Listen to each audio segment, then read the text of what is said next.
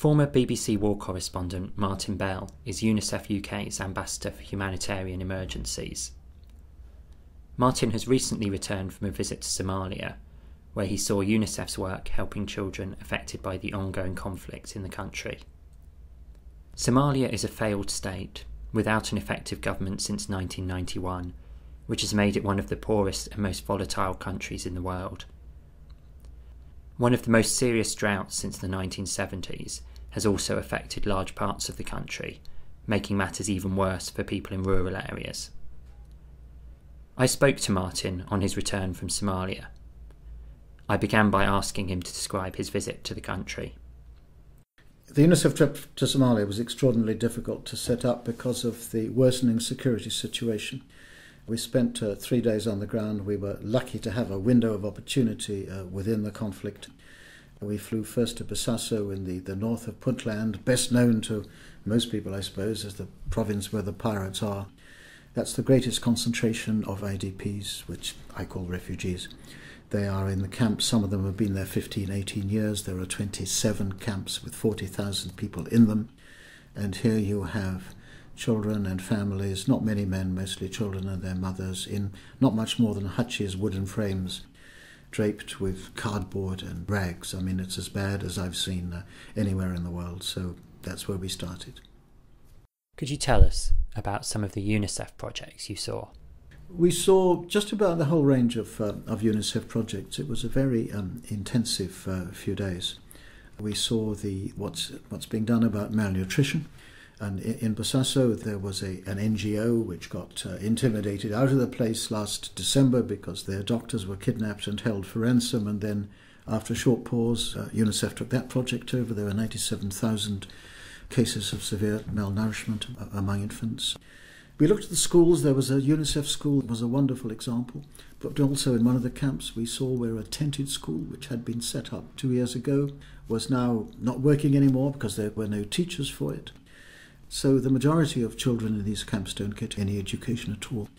And we saw other projects too. We saw youth projects. We saw what the IDPs are doing to help themselves.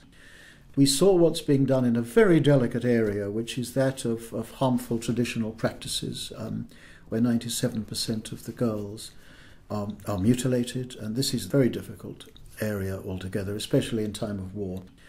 I've never been more impressed with what UNICEF do in any country I've ever been, but my goodness, the challenge, the difficulties. You take 2 steps forward, 1.5 back, sometimes more than 2 steps back. This is very long term.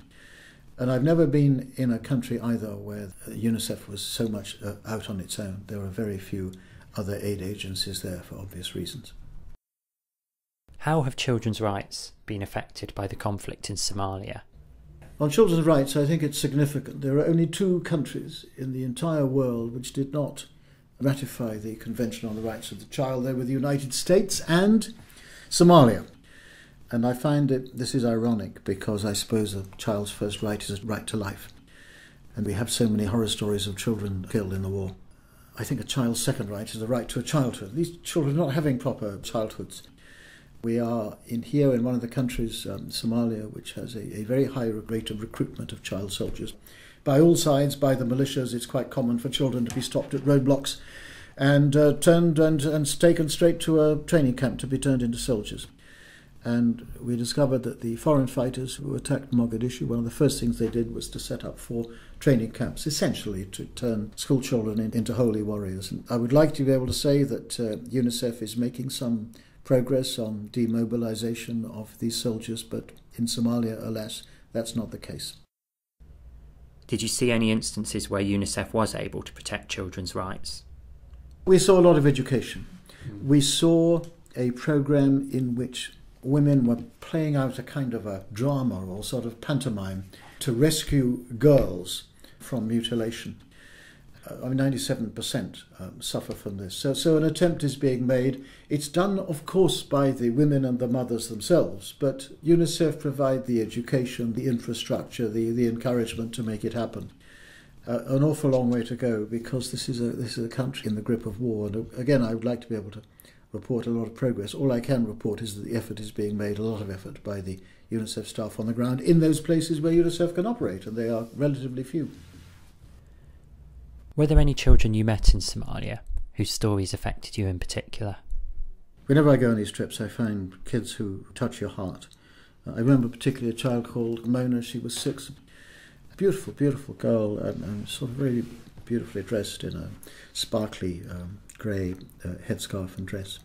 She'd been a refugee for 2 years. She and her mother had been, their house in Mogadishu had been hit by a shell. They were lucky to escape. Her father and her grandfather were both killed. They headed north to Bosaso. She was lucky among these refugee kids because she'd actually had a year's education. Full of ambition, you see the shining eyes, the eternal hope. And her hope is to become a teacher. But of course that depends on peace of a sort in which schools can function. And that's tough. But more than half the population of Somalia are under the age of 18. And this is the country's future. And the future has to be in their education. And we need more than just UNICEF on the ground, but we do need UNICEF to be well supported because they're very lonely out there. UNICEF needs your help to be able to continue meeting the needs of children in Somalia. You can support our work by donating online at www.unicef.org.uk/Somalia. This is Andy Brown reporting for UNICEF UK.